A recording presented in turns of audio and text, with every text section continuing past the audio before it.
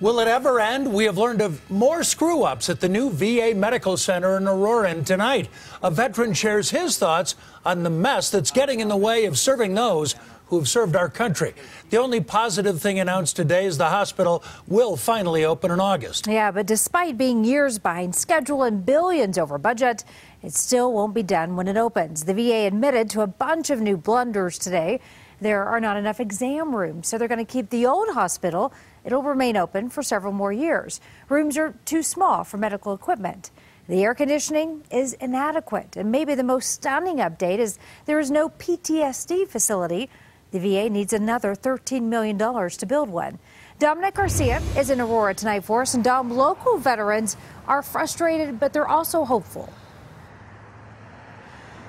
Karen, this hospital has been years in the making. A lot of veterans ready for this thing to finally open up. And tonight we spoke to one who had an interesting take. Yes, there's some frustration, but he's also hopeful.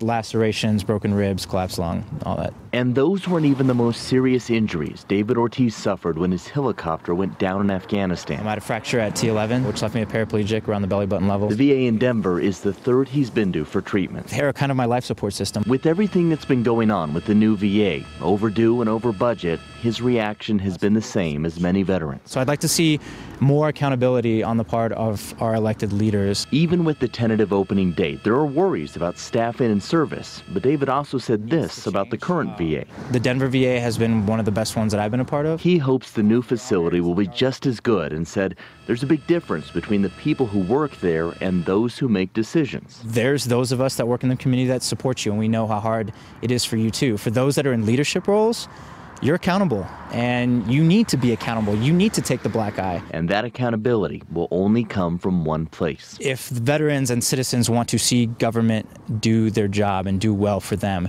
then they need to be involved. This is a government of the people, by the people, for the people. And if you don't get involved, then things are not going to change.